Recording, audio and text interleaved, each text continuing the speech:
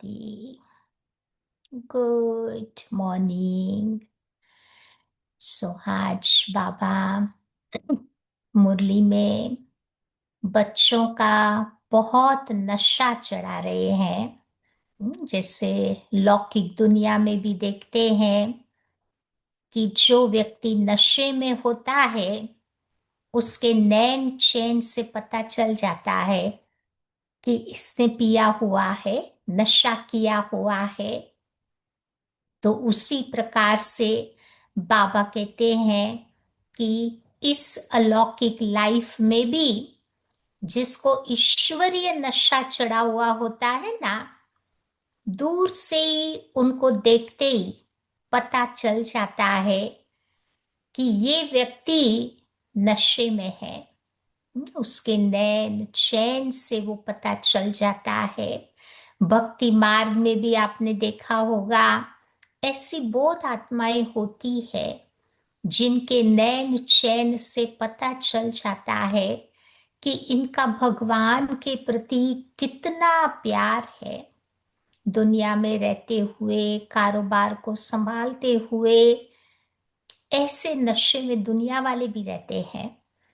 तो यहाँ तो हम बच्चों को बाबा ने अपना परिचय देकर, ज्ञान की इतनी गहरी समझ दे करके हमें कितना ऊंचा बनाया है। हमारा जीवन ही बाबा ने दर्शनीय मूर्त बना दिया है। तो हम बाबा के बच्चों को कितना नशा चढ़ा हुआ रहना चाहिए। नशा कब चढ़ता है? जब निशाना हमारे सामने क्लियर होता है। निशाना कौन सा है? कि मैं आत्मा इस समय ब्राह्मण हूं। ब्राह्मण सो फरिश्ता, सो देवता बनने वाली श्रेष्ठ आत्मा हूं। ये निशाना मेरा क्लियर है, सामने है। तो बाबा कहते वो नशा चढ़ा हुआ रहेगा। और नशा तभी चढ़ता है जब बाबा कहते 5 बातों के पर हमारा ध्यान रहता है।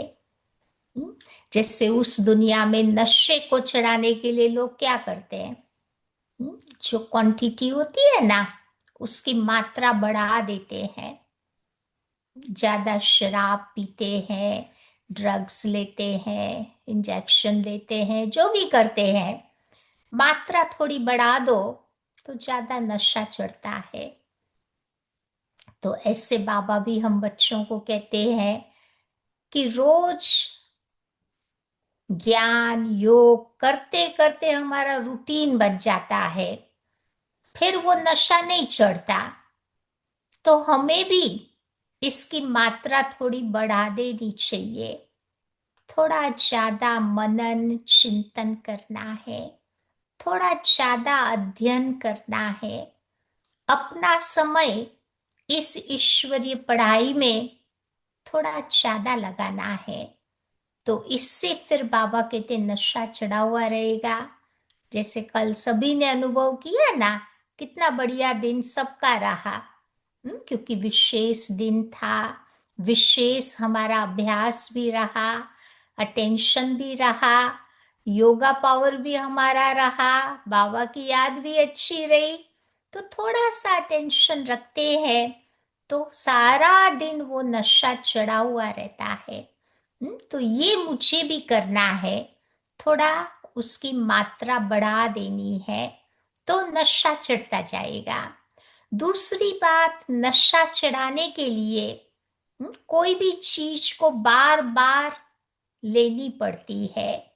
जैसे वो दुनियावी नशा चढ़ाने के लिए भी तो लोग बार बार लेते हैं ना।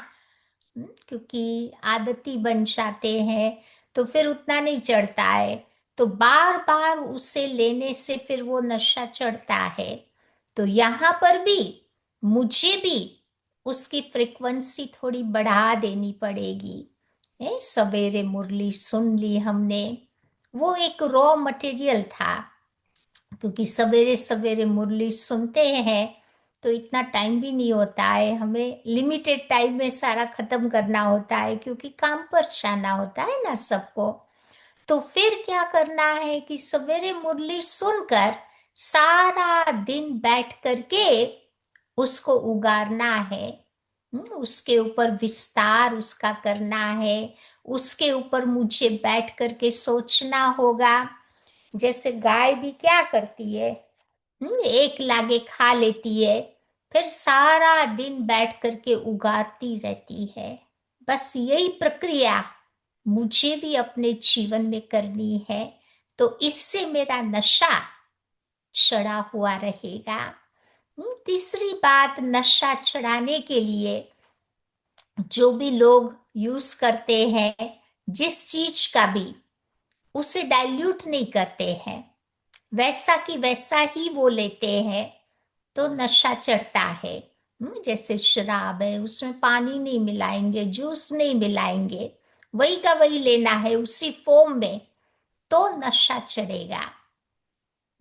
तो बाबा भी कहते हैं कि थोड़ी सी अव्यक्त मुरली पढ़ो, एक पैराग्राफ, फिर सारा दिन वही बातों के पर हम सोचते रहे कि आज बाबा ने ये बात बताई, इसका विस्तार क्या हो सकता है, किस संदर्भ में बाबा ने ये बात बोली, किस भाव में बाबा ने ये बात बोली है, किस एग्जाम्पल देकर के बाबा ने ये बात बताई।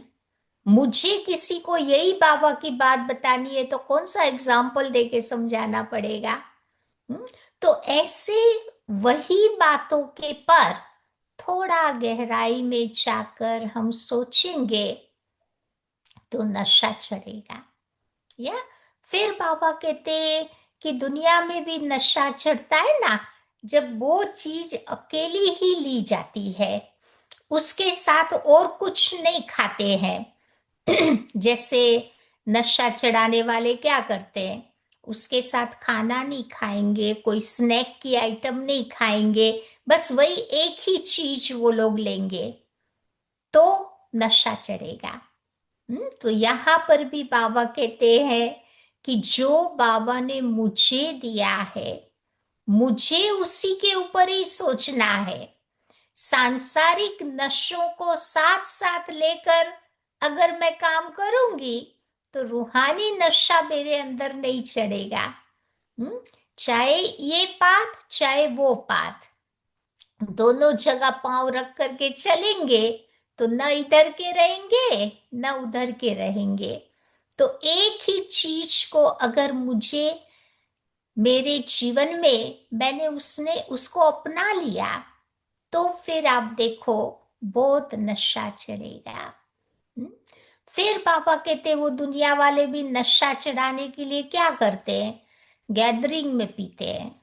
अकेला अकेला व्यक्ति नहीं पीता है, इन लोगों का ग्रुप होगा, नशे वाले का एक ग्रुप होता है, वो लोग ग्रुप में बैठ करके पीते हैं, खाते हैं, या जो भी नशा करते हैं, तो फिर उनको मजा आता है और चढ़ता भी है नशा। नहीं, तभी तो इन लोगों की पार्टीज होती है ना, वो पार्टियों में ये लोग नशा करते हैं, गैदरिंग में, संगठन में।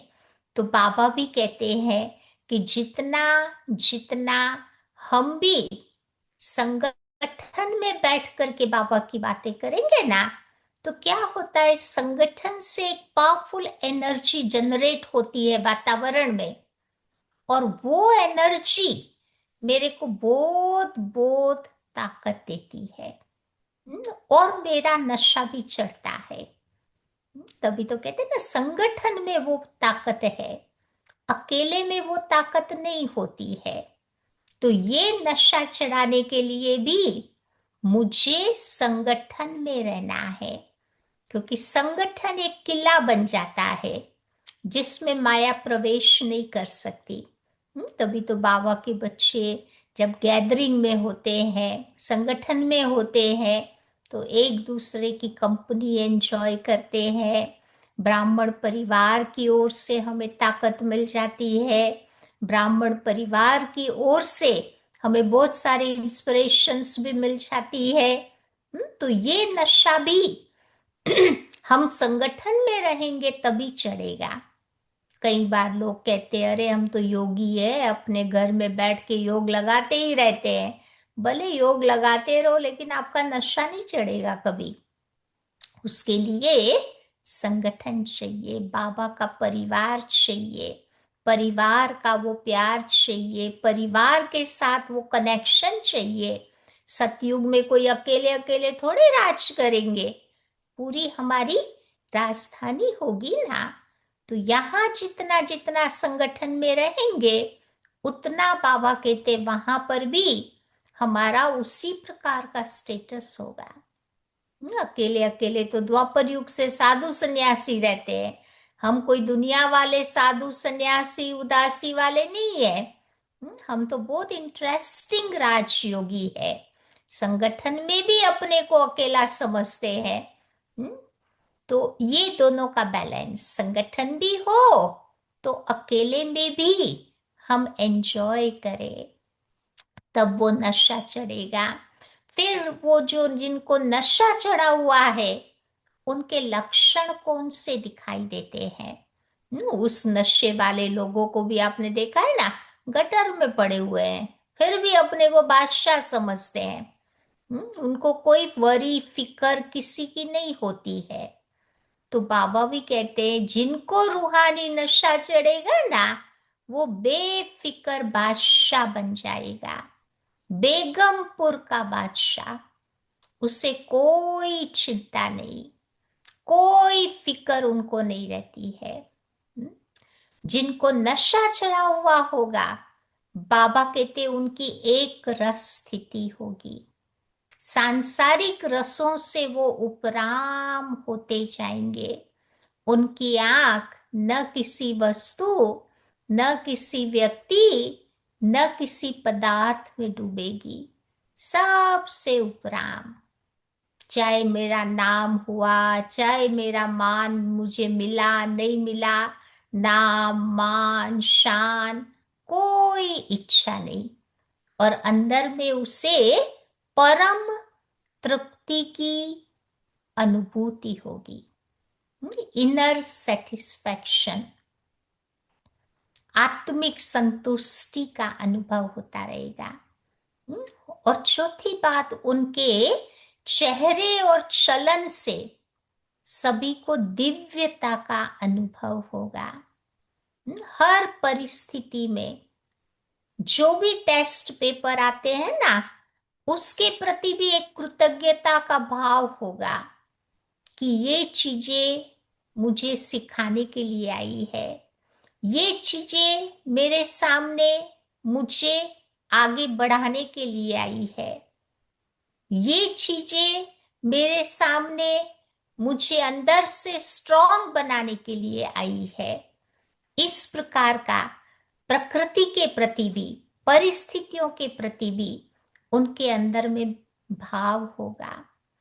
फिर ऐसी नशे वाली जो बातें, नशे वाले लोग होते हैं ना, आपने दुनिया में भी देखा होगा, वो लोग क्या करते हैं, अपने आप अंदर बैठ के अपने आप से बातें करते रहते हैं, जोर जोर से बोलते भी रहते हैं, बातें करते रहते हैं, लेकिन उनकी बातें समझ में नहीं आती है। लेकिन जिनको रूहानी नशा चढ़ा हुआ होगा वो लोग क्या करेंगे, आत्माभिमानी बनकर अंदर में बैठी हुई आत्मा के साथ बातें करते रहेंगे, बाबा के साथ वो बातें करते रहेंगे। तो इससे उनका वो नशा कायम रहता है। तो आज बाबा ऐसे स्पिरिचुअल नशे वाले बच्चों को बहुत याद कर रहे हैं। ओम शांति। तो